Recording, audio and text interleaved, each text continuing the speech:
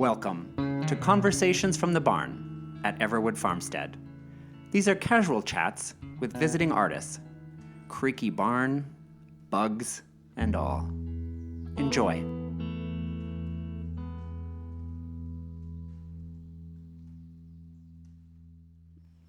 This is Conversations from the Barn. I'm Chris Everett, and I am joined today by Oakley Topola, our summer intern.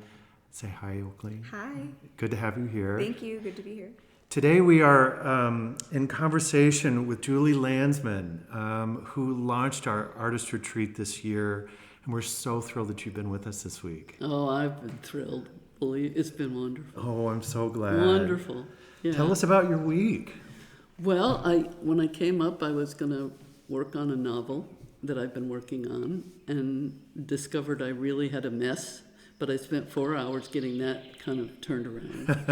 And then I went to my love of poetry, and I've been sending out and writing poems.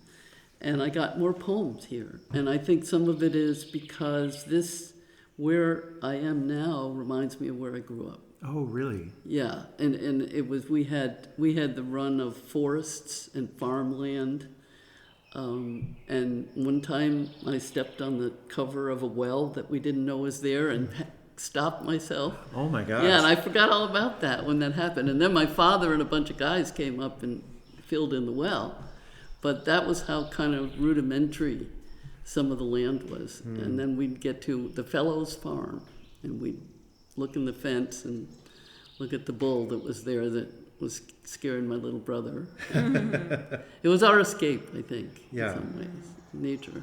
Have some of the memories that bubbled up here ended up in your poems? Oh, yes. And I'm fascinated with the idea of the cabin down there, the original cabin.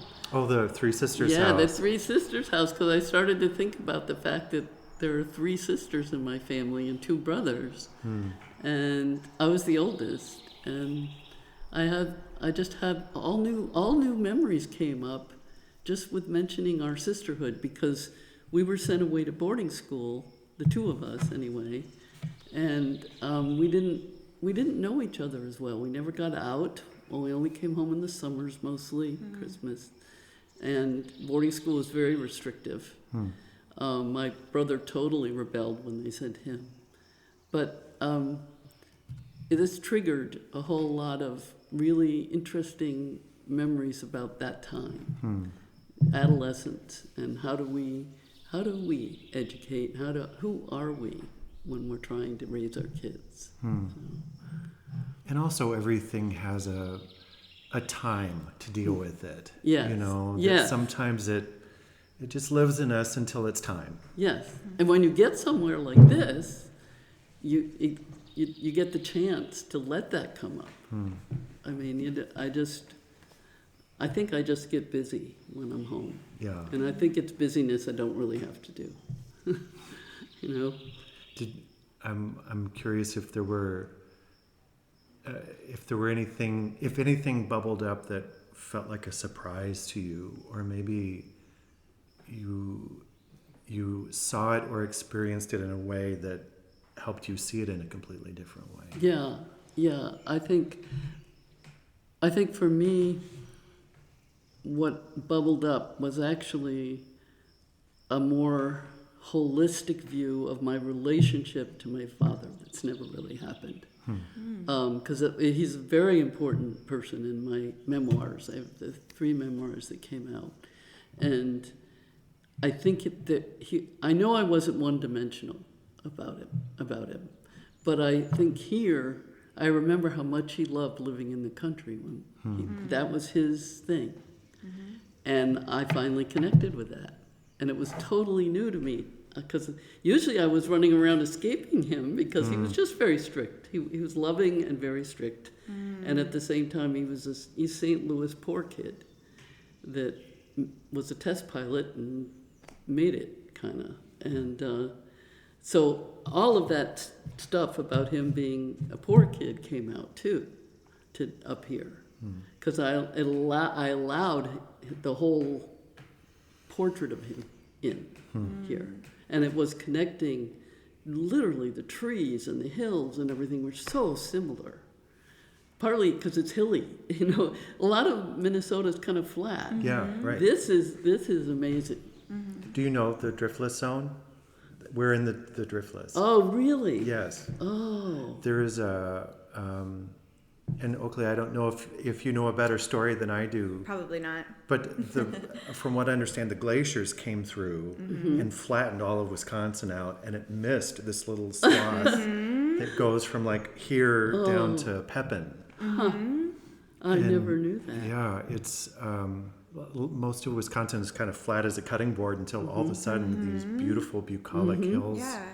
Well, And it is really reminiscent of the East Coast, I would say, too. Yes. So it's, I think it is interesting that you have that just visual connection, because to me it really does resemble the landscape there. Oh, yes, Yeah, there's exactly. like hills, and then there'll be kind of like plains with, and the farmland, too. Yeah, the farmland. I had an uncle who was a farmer, shiftless, lovely man, a wonderful wife and kids, but couldn't keep the barn clean, and But yes, but much more of a rocky farm. I mean, it was not easy to farm at all in Connecticut, and people did it. And that's what I loved about here, the brokenness of the land. Just definitely. I didn't expect that. We lived in Northfield, Minnesota. Maury taught at Carleton for 5 years. And that's flat. That's pretty flat. I mean, it's beautiful. I love driving into Northfield. But it's not real hilly. A little bit of woods. My grandfather, my mother's dad, was a Texas cattle rancher. He was a cowboy. Oh. They had a ranch just north of Austin, Texas. And in my growing up, we didn't live on the farm, but we were there every weekend. And I was really close to him. He passed away sadly when I was in third grade, so I didn't get to know him as a grown-up. But since I've been here, and I'm thinking about your father, since I've been here, I feel his spirit here all the time. And every morning I walk the property. And it's just to check it out. I want my eyes on everything. I want to feel it. Is everything good? What happened last night? And I swear I feel him walking right next to me on that trip. And I have a sense of him, his love for the land through my love of the land. It gives me different eyes for his sense of stewardship, but his love for That's nature very too. similar to me. I mean, I can feel my dad. He loved to go for walks. He went, I've been studying a lot this last year with a group of friends, the concept of elderhood. And as we've kind of been exploring the ways that our culture is fractured and the disconnectedness, and it's like, what's underneath this? And part of it is that we've forgotten that we are nature. And so we're always trying to conquer or dominate or whatever. And so all those rules go out the window. But an elder friend of mine posited that one of our other disconnections is that we don't honor the stages of life, particularly elderhood. right. And Angeles Aarons wrote a gorgeous book about it that I'm just reading right now. But I'm curious about your perspective on elderhood and this time of your life and how it connects to the work that you're doing. And also, I know you're a teacher and still teaching. And does that feel... Well, that's I've been exploring that. I actually have a memoir that I'm in the middle of working on called "This Is a Little Story About My Body," because it's about also the physical things that happen as you age, and that you do learn to accept them, and it's very you feel kind of start feeling affectionate for your being an old lady, I find, though, sometimes I feel very, very discounted when I'm older. That there, and it's because there's such a youth culture about social media and all that, and I do Facebook, but I do think there's a kind of dismissal. Also, there's an interesting thing, and I don't know if you've heard about this, but the kids in middle and high school have this horrible view of baby boomers. Somehow they've heard, and I always, when I go in, the other day when I went into a high school, I said something like, I'm really old. I often open with that, and they love it because they have grandparents. I'm really old, and one of the things I got to do was to be in the Selma Montgomery March, and that was special. And when you're old, sometimes you look back and realize, there's a lot of history. And I said, I'm not a baby boomer. And I was born 2 years before the baby boom years. Because I really didn't want them to discount me. I know other teachers that have had a real hard time. Interesting. Kids get kind of snotty and talk about you're a boomer. You took all the good climate stuff and messed it up, and I understand they must feel that way, and maybe there was a real problem, but I wasn't one of those people. You want to think, yeah. No, I feel a kind of affection for being older. I feel a real new connection with my husband. I mean, it's been a 54-year marriage, but both of us have said that, because you're busy a lot of your life. Right. You're raising kids, and you're teaching, and you're going to school. I did that thing where you go to school at night, teach during the day, and go to school at night to get another degree. And then I started traveling with some of the books that I wrote, and being older allows you to slow down.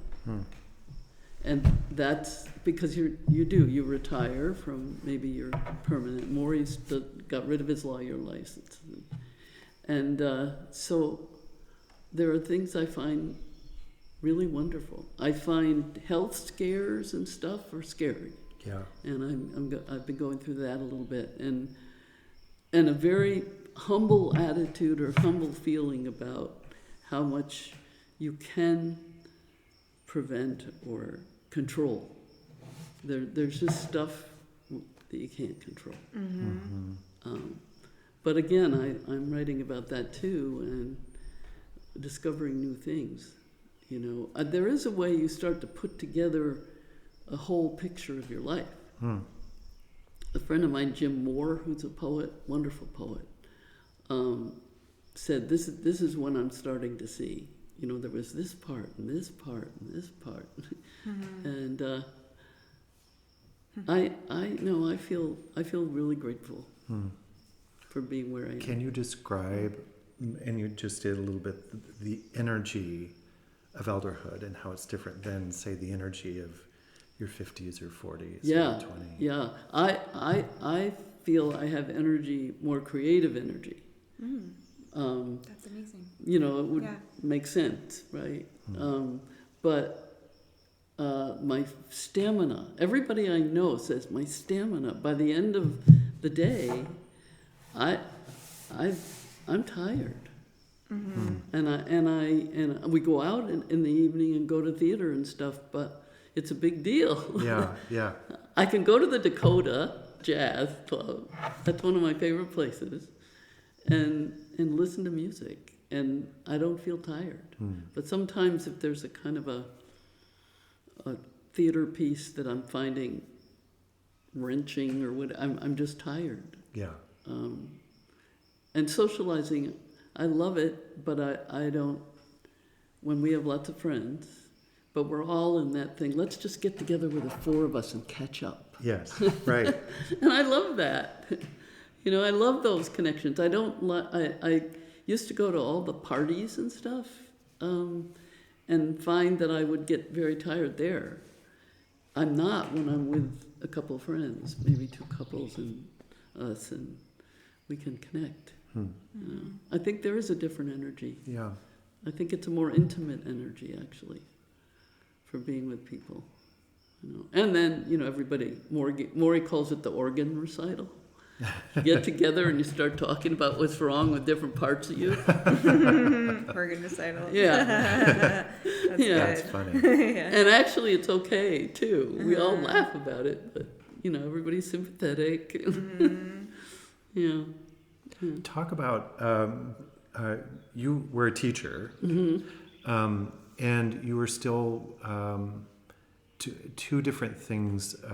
You've been speaking with schools in a really tough time, a scary time for students and teachers, and I'm wondering how that's being received. And I know that you're working with prisoners as well. Yeah. Talk about those. Oh, well, the school thing has been interesting, and I was telling Oakley about this experience in a town in Minnesota.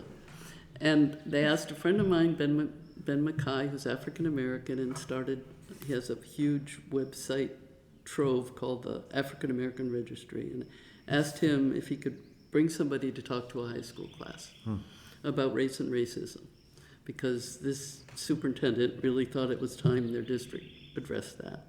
So Ben said, "Do you want to do it?" And I said, "Sure," and it was Zoom.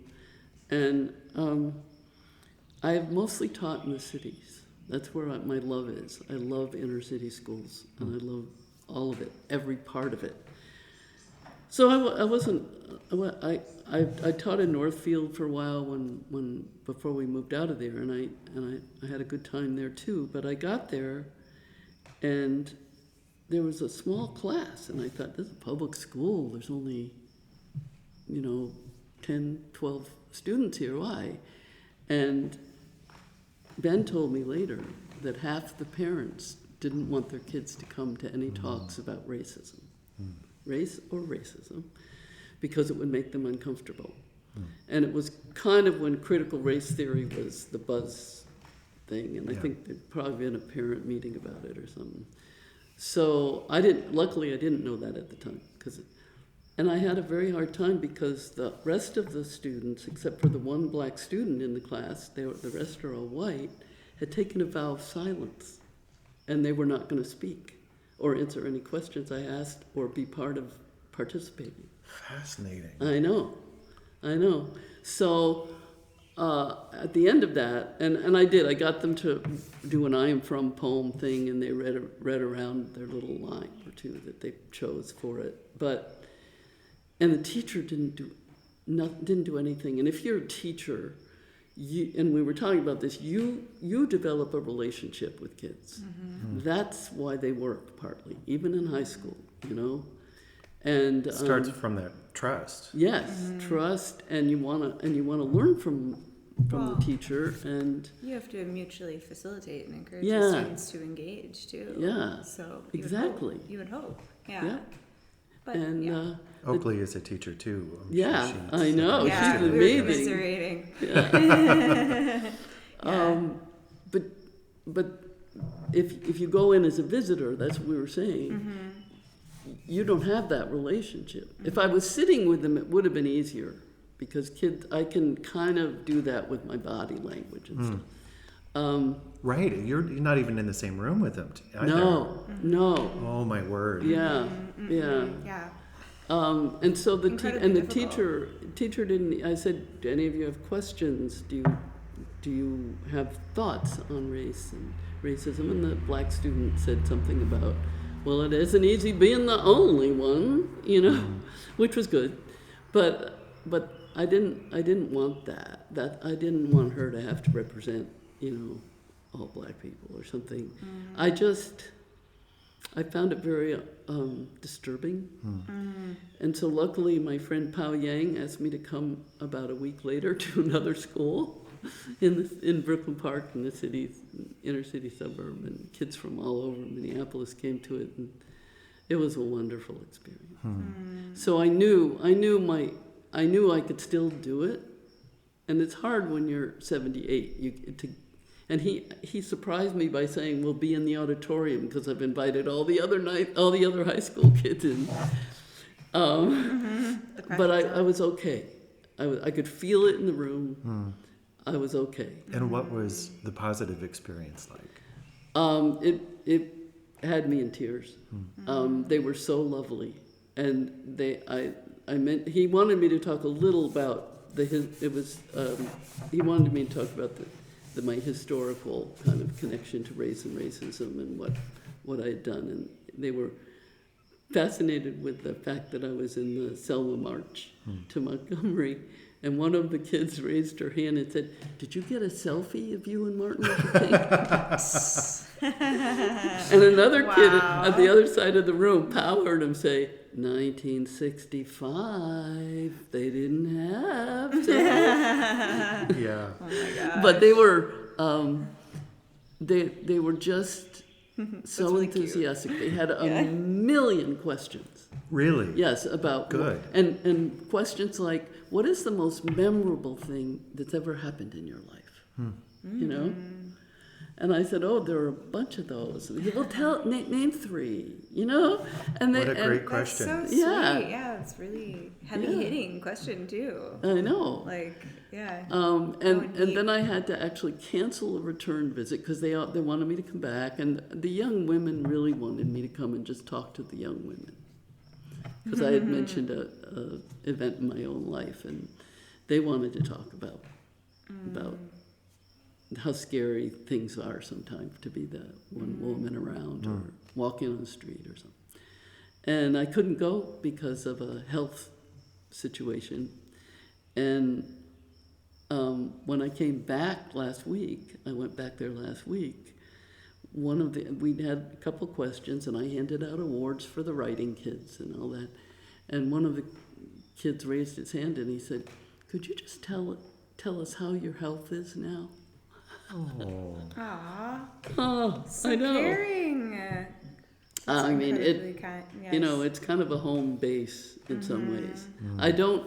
Well, I said to Maury, I'm so tired when I come home from it. I know I couldn't do it it's real emotionally often. demanding. Yeah. Yeah. I couldn't do definitely. it, but I think what happens when you do things like that is you understand why you loved it for so many years. I loved it. Totally. And I will tell people I don't regret one single day, even the bad days in the classroom. I can connect with that energy there. I just couldn't do it every day anymore. Right, Yeah. yes. Yeah. You know? Yeah. Talk to us about the prisoners a little bit. Oh, that's been amazing. What we do is we do an email exchange through the Minnesota Prison Writing. Once in a while, they'll have a reading, but they record it because they're in prison. And I had one man who was in prison for a really horrible crime, and I don't ask. I mean, but that was what he was writing about, and I know he had serious mental health issues. He was from Sudan, I think.